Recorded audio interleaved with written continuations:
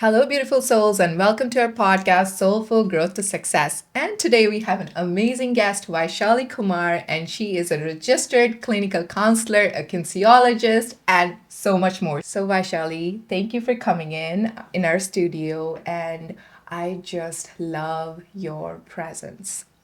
First of all, I have to say that your voice is just beautiful. We just did a guided meditation before our episode started, and her voice is so calming. And I felt this amazing energy that I've never felt before with anybody's presence.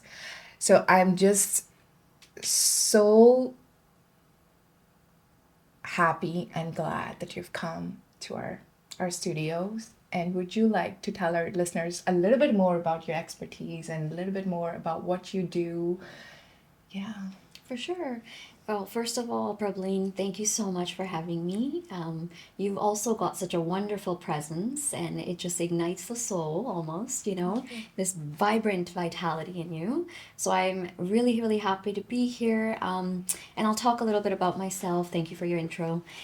So I am a registered clinical counselor. I'm also a kinesiologist along my path of discovering my passion and my purpose in life. I went through finding out, the process of who I am. And through that all, I did go to university and acquire, about 3 degrees. I use them all pretty much in my practice right now. Yeah. So the practice is very much centered on what the connection is between the mind, body, emotions, and spirit and soul. So all of my degrees kind of factor into that. I look at the mind, I look at the emotions, I look at the body. I also look at, what's happening at a deeper level, and this connection to the spiritual self, this connection to the universe at large. And that's been also a part of my evolution and journey as well. So I incorporate all of it, and as a clinical counselor, I help people with things like dealing with stress, anxiety, depression, trauma. There's a lot of trauma work that I do. Therapies like EMDR, DBT therapies.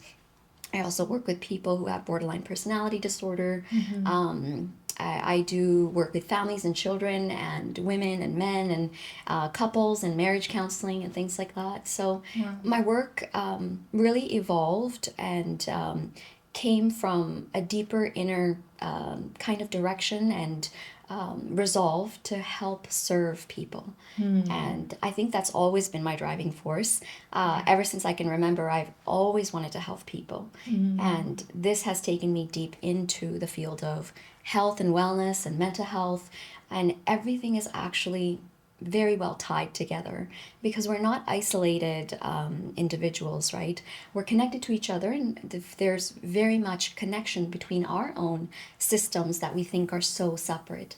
They're so intermingled together. Whatever affects the body will affect the mind, the emotions. Whatever affects the emotions is going to affect the mind and the body. And so, for example, trauma is not just registered, we know now, in our mental states, but it's very much prevalent in our bodies. And so there's somatic therapies and things for that. That's such important work you do, because I feel like healing people, what could be a better work than that? When you're making people happy, you're making people being more intentional, right? And living with their purpose, because I feel like that's what happens. We forget our purpose and we just start living on an auto mode, right? We forget about the inner connection, and we're like, okay, like today I'm waking up in the morning, this is my 8 to 9 p.m. routine, and we're okay, I'm going to work, I'm coming back, I'm picking up my kids, I'm coming back, I'm cooking, and then I'm doing this and that, and then I'm going to bed. So I feel like that intention, when we miss that intention of being mindful and of being to sit with ourselves and to reflect and pause and reflect, we just lose everything. So how did this begin? Like, how did your journey as a registered counselor, were you always spiritual?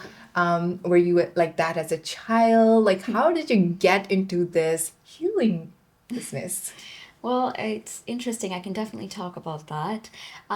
So initially, as a child, like I said, I've always wanted to help people. Now, I didn't know exactly how. Um, as I was growing up, I remember at grade 5, we had a chart that was given to us at school. And for some weird reason, very first looked at this thing called psychotherapist. And I asked everyone about it. Nobody seemed to know what it was, at least in my family. People were all focused on me becoming a doctor, Yeah. and that was the route I was going to take for a while. And then I remember just gravitating towards it, but I kind of pushed it off, brushed it to the side. As a child, I grew up in an East Indian household, so we were spiritual in the sense that I was given the freedom to explore Okay. whatever I wanted. I'm from a Hindu Punjabi family, which means basically that, there was a lot of culture, there was a lot of history, Yes. a lot of flavor, and depth to that culture. So I was left with my parents to explore Yeah. the world, basically. My parents said to me, it's up to you. Do what you want. Explore whatever you like. So at some point, I even read the Bible. Jehovah Witnesses came to my house, and I said, okay, I want to know. And they gave me the freedom to explore it. And then they said, we want you to convert. And I said, I don't know what that means even. And so I was just exploring myself, really, exploring life. Actually, I started meditating quite young, but I didn't know, that it would take me down any path. I wanted to understand what this life is, what we are, what is this thing that we're experiencing, who are we? Yeah. Deeper than that, I wanted to understand who is God, what is our relationship to God. Like people talk about God, but Yeah. we've never seen God. So who is God? I didn't quite understand, and I'm a very rational, scientific sort of, personality. So I just wanted to know, and not just know through a book or somebody telling me, but I wanted the experience. Experience it. And so I remember at the age of 12, because my mom told me, God is inside you, He's light. And I said, okay. So I would have these conversations with God. As I was having these conversations, one night I felt a very profound experience. I had what I could only describe the space of my heart expanding, and it felt like I was everything and everything was me. It was a very real moment for me, but as a 12-year-old, also a very scary moment for me. And so my path has been very much to come over this fear, because I would often have experiences as I would ask, and then I would get scared and I would shut myself off because Yeah. I'm a very scientific, rational Right. person. Yes. So my rational mind would kick in and I would not know how to explain them, and I would stop. And so over the years, my journey has evolved. I've let go of that fear. I dived in more fully in 2012, and I started meditating quite a bit. Events happened to help me kind of get there. Life aligned, and I discovered a whole new side to life because I understood the depth of it. I started to put the pieces together. And as I was doing that, I started to understand the relationship between science and spirituality. The way I see spirituality is that spirituality is the study of the self. Yeah. And I see that science is the discovered part of what we know, but spirituality yet is the unmeasured, undiscovered part of who we are and what we don't quite know about Yeah. ourselves in the universe, So which there's a lot of. Yes. So there is this, map of the human psyche that I kind of understood more. There's this map of the human experience that I understood more. I started to experience my human emotions differently. Yeah. So it was really a beautiful journey. Wow, that's amazing because I can relate to it. I was also born in India in the East Indian family, Punjabi family, and in India, we go to Gurdwara or temple like every day. We used to go in the morning, walk to the temple every morning, do our prayers, come home. We used to even go at like 2 a.m., right? Like for Simran, Yeah. just mantra like Vaheguru. Yeah. So I had all of those experiences, right? Born in a family. yes, like you said, your mom would say, God is inside us. I would always like kind of wonder, I'm like, how is God inside us, right? You say God is everywhere, God is in everything. Like, how is God inside us? Okay. So when I came to Canada in 2007, I had that question, like, what is my purpose in life? Right. Okay. But as I got into the university, I was doing architecture, and I was the only international student, Punjabi Indian student in the whole of architectural class. So, when I had to adapt to this culture, because I was like, this is weird to say, oh, what's my purpose? Like, I thought, like, it's not, like, why would nobody would understand me, first of all. That's what I thought. So I shut that part, like, somewhere. Right. I was like, I need to forget. I remember I was having an English class. I had to write an essay. I was like, okay, what's my purpose? Like, I wrote on that. But then for 15 years, I've put that part aside because I'm like, that's not cool. Right. Right? So we shut ourselves like that. And I'm so happy that you embraced it, that you kept within you and you kept on that journey. And I would like to know, like, what was your experience, like, when the first time you mentioned that you got scared? Would you like to a little bit tell our listeners about what was that experience like? Right. Yeah, sure. So, as a child, I was given experiences by the universe to show me my purpose, actually. Okay. And I didn't know that at the time, but as I was growing up, I realized that the universe was just giving me these because my soul has a path and a purpose, and I'm supposed to awaken to something. And that experience itself, what was happening in that was I was having this conversation with God, and it was within my heart, right? So the deepest center of who you are is at the depth of your heart. That's where the light of you shines through. Okay, the light of who you are. I didn't know that at the time at all. Like for me, I was just having a conversation, right? Yeah. Like you talk to a friend. I was talking to God because I was the only child also, and I was just talking to God, like purely innocent talking to God, right? And trying to understand the universe at the same time. And so I was giving this experience of this is who you are.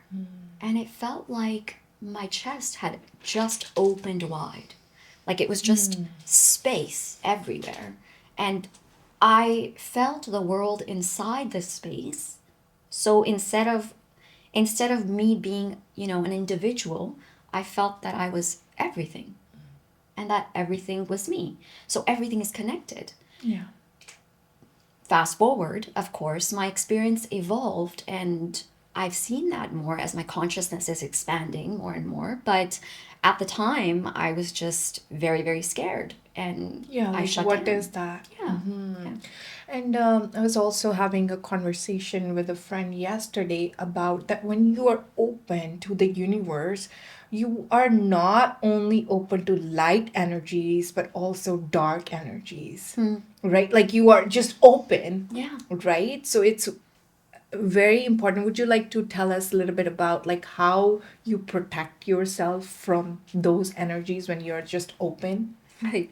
So it's a good question because I think this comes up a lot in spirituality, and we often fear what we don't know. As humans, I think we often fear what we don't know, and there's a lot that we don't know even about ourselves. And I think that's our fear, actually. Energy is what you are, right? And beyond that, I've discovered that I am the energy of love. I am the light. I am this open, empty space. So if I am everything, then why must I be afraid? So as you discover yourself, the fear kind of dissolves Okay. into the knowing, into the comfort and the safety of who you are. Because then you know who you are, and you're not going to fear the unknown because you know, right? Yeah. So I don't actually practice anything like protection Okay. because I believe that I am the light and Yeah. the love and the blissful energy. Yeah. And I know that I'm connected and I am the source consciousness Right. having an experience of human form, right? There is a loop, yeah. So if you know yourself to be that, then you don't really need protection. Now, what I do feel is energies. I feel the energies around me, within me, and I'll feel shakiness sometimes, and I'll feel heaviness sometimes, and I'll feel that in other people, and then I often tell them, like, I feel it in my body. You're having this experience, and I feel it in my body. So that's an empathic experience, but it's at a very deep level. It's the more you understand yourself, the more connected you become, the less you fear. And also, the more you open up, the more depth and the richness you have for life. It's not that we become more, numb and we shut ourselves off. We go hide from life. We escape it. No, rather, it's like you become more vibrant, right? So it takes you into life. So you feel intense emotion, not just little bit emotion. So what I'm starting to do, and I started to do, was I started to channel. And that experience of channeling has helped me to really trust and let go of this fear. Yeah. And I think that has really evolved me and my psyche. Yeah. And how does that affect like our human emotions, and how does our human emotions work? Yeah. So our emotions, you can understand them as, I'll explain them in a few ways. Yeah. But the word itself gives us an explanation. So emotion is the word. Emotion, meaning energy in motion. Okay. That's how I understand it. So emotions have a physical and a non-physical part, right? So the physical part of emotion is what you kind of have experienced in the physical body, like the changes that you have, the hands sweating, the shaking, the hormone release. That's a physical manifestation of our emotions. Right. But there's a non-physical aspect. For example, when you walk into a room, you feel the energy of that room, and sometimes you go, oh, I feel chill, I feel cold, right? And it's at a very deep level. Then there's another emotion, that's the energy of who you are, right? Yeah. So I'll talk about emotions as color as well, because that's the best way to understand them. Okay. Emotions, if you took emotions as paint, as color, Yeah. and you threw them on a blank canvas, and then you would imagine that this canvas is moving around with color, okay? And these are pastel colors. That's a very healthy emotional system. Okay. If it's moving around, if it's not stuck, and if it's pastel colored. Okay. Now, if you've got very dense, dark emotions, right? Or you've got stuck emotion, like stuckness, that's a problematic emotional system. Okay. So it's not emotions that are problematic. It's actually the stuck emotions that are problematic, meaning stuck energy, right? Because emotion is energy in motion. Yeah. Energy. Yeah. So that's what I experience as emotions. I experience, all the different arrays of emotions, but like I said, they're non-physical energy, so that you're experiencing them on the outskirts of you. And the more your consciousness expands, the more you're going to actually experience, not less. So when somebody come to you, do you like see their aura? That was to mean by color, or how does that work?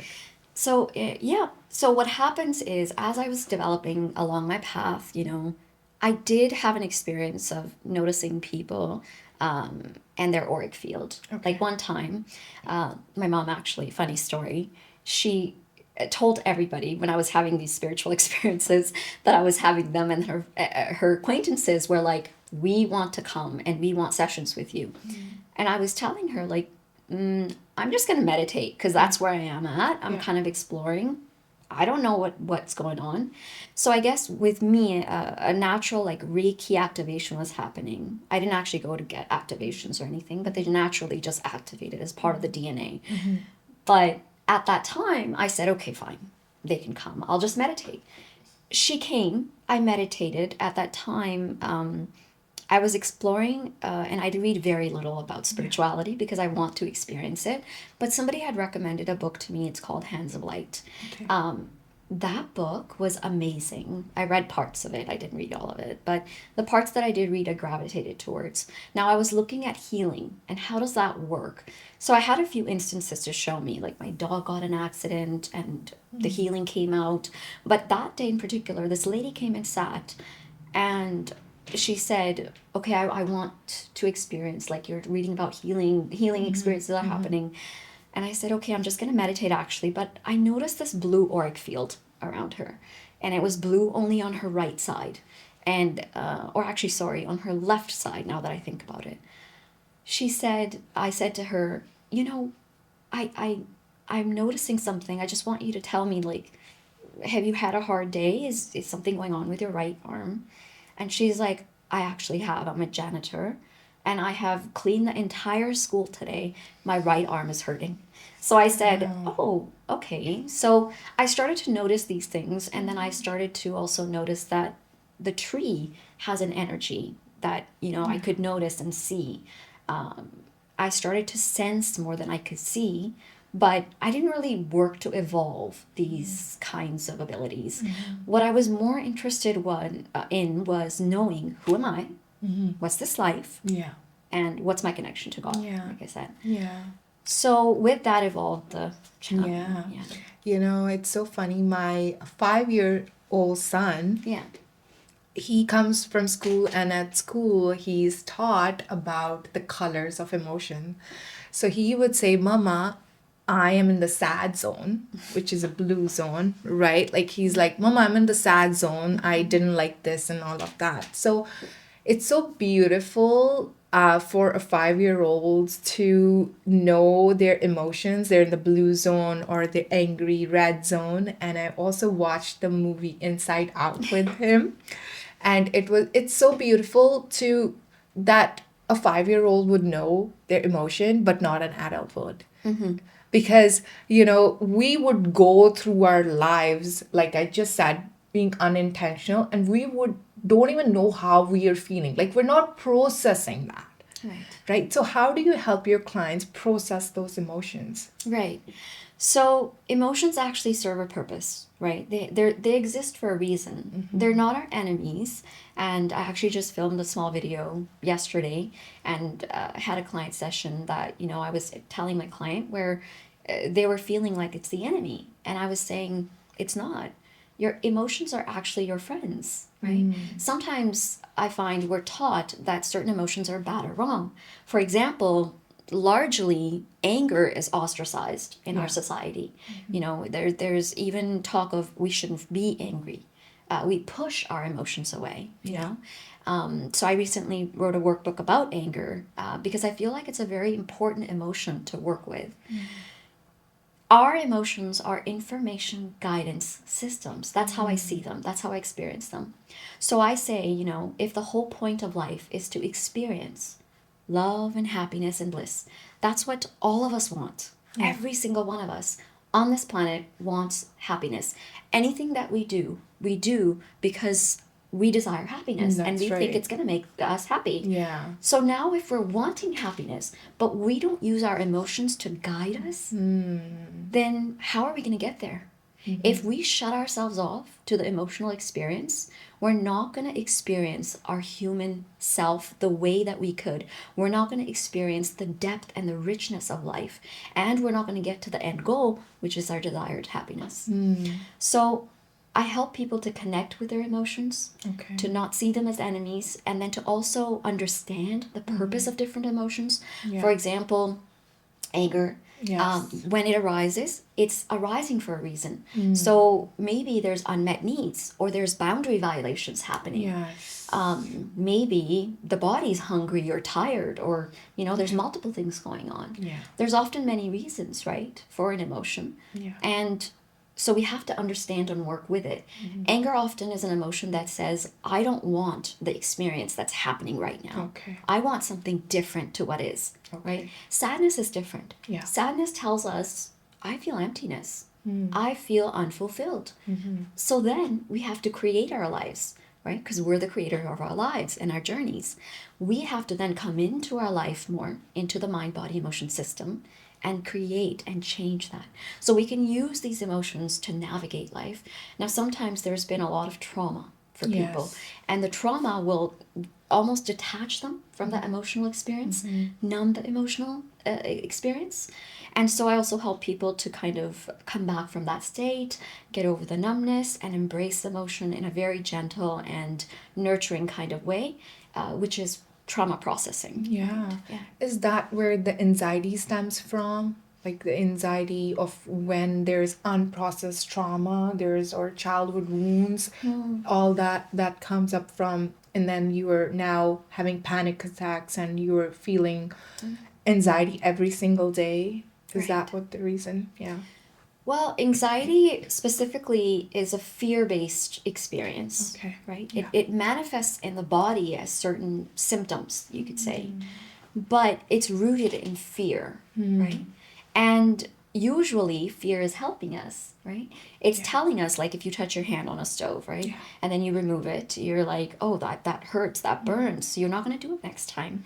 But now if there's like no threat and you're still having an emotional experience, Yes. it's going to prolong. As that system is not calming down, your nervous system is active, you become anxious because you learn how the environment is not safe. Your body is not registering safety. And because of that, there's a fear built-in response, right? And it's heightened. So anxiety can happen for many different reasons. Panic attacks can happen for many different reasons, but that's kind of the root of it that I see. And so we work with fear, right? We work with that feeling of anxiousness and anxiety in the body, in the mind. When did it start?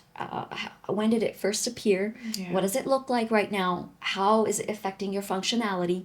And then we also look at your emotional experience as to what's maybe the underlying layers of that anxiety. Because sometimes, there's a primary and secondary experience. So there might be a setting off event, but then there's a maintaining event. So we look at all these different pieces. Yeah, so in your therapy, of course, people come to you for counseling. You do counseling sessions. Like, but what other things you tell people to do when they go home? So a lot of the techniques, like, clients will often say, I've had a very different experience with you, because often it's very guided, right? So I practice what I have called now, and I understand to be integrative, intuitive therapy. Yeah. Because I'm doing a holistic type of approach. I'm not just simply doing a cookie cutter approach. I'm not just simply doing talk therapy. It's a very, very connected approach where I actually connect to my own higher self, divine self, as I call it, and I bring through knowledge, information, guidance as what's specific for the individual. Sometimes a specific practice will come through. So, for example, I had a client who I thought the practice was gonna be a little bit different, but as I was giving the practice and we were talking about it, this practice came through and it was very much in line. And I didn't initially understand it, but as I dove into it, I understood why that practice was required for this individual. So the practice was feeling and embracing your our surrounding environment and soaking in positive energy through the pores of your skin, because that client was actually feeling very disconnected, right? And in that disconnection, they were feeling a disconnection from themselves as well as their environment. So now, if they're feeling nurturance and they're actually doing this exercise on a daily basis, it's going to transform the psyche in a deeper way. So it's a meditation? Sometimes it's a meditation, sometimes it's a contemplation exercise, sometimes it's words of affirmation, sometimes it's writing in a journal, but in a specific way, right? So these are guided practices, and there's a lot of tools and skills that come through, as well as that I apply from other therapies that I know, like CBT, narrative therapy, somatic therapy, DBT, EMDR, all sorts of things. So it's a combination of everything. That's amazing. Yeah. Yeah. And what advice would you give to our listeners who are wanting more meaning in their life? They want to feel content, because I feel like happiness is also a form of emotion, but I feel like when it's a place of being, I feel like that's the best thing you can experience. So what would be your advice to people who are on that journey? My advice would be to go within yourself and connect to yourself first. My greatest growth came, and my greatest happiness and my purpose in life was revealed more when I connected to my own divine self. Divine self is a state within us. all of us are connected, but we just don't know. We seek our happiness oftentimes in our external realities, in our external world.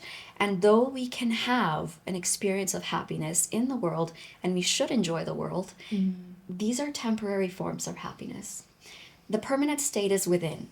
And if you actually want to experience a permanent set of happiness, you want to have confidence, you want to have and feel empowered, then go within, explore what's inside. You know, they say, and this came to me one time, that the ocean is as deep as it is wide, right?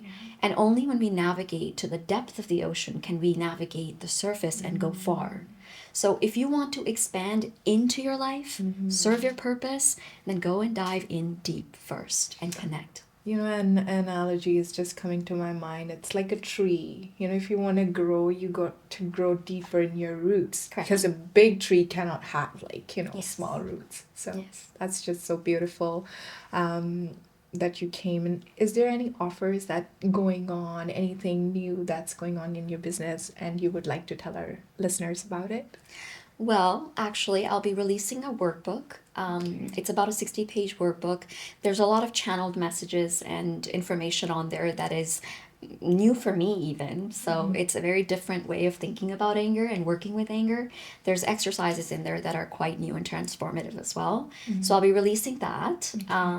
As well, I'll be launching a workshop, and the workshop will be titled Whole Brain Activation. Okay. Okay, and we're working with energy. So it's going to be whole brain activation and energy shifting. So what we're going to do is work with the left and the right hemisphere, because the left side is more, you know, logical, rational, it's masculine energy. The right side is more feminine, creative, intuitive. And so we're going to harmonize and integrate whole brain thinking into our being so that we can be more purposeful and create our lives the way we want to. And so that's going to happen sometime in December. I'm just selecting the dates right now, probably the 21st or the 22nd. That's And, amazing. yeah. And I love your guided meditations are just amazing. I love your soothing voice that you have, and it's just amazing. And would you like to tell our listeners about your social media handles that they can contact you? Absolutely, yes. So I do have an Instagram account at therapeuticconversations.ca.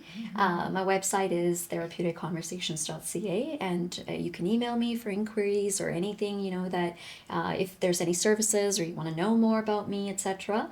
I'm happy to answer, as well as I have my podcast. The podcast is Conversations with Divine Self on Spotify. And I do continuously add channeled meditations on there to help my clients as well as anybody who wants to listen. The topics are very much on mental health, spirituality, well-being, health, etc. That's amazing. And I'll definitely mention the links in our description. So if you liked our conversation with Vaishali, please subscribe to our channel and follow us for more updates and for more mindful tips. Thank you so much for listening, and thank you, Vaishali, for coming to our studio and embracing us with your presence. Thank you so much, Prabhleen. It was such a pleasure. It was lovely to meet you, and I look forward to all your adventures to come as well. Thank you.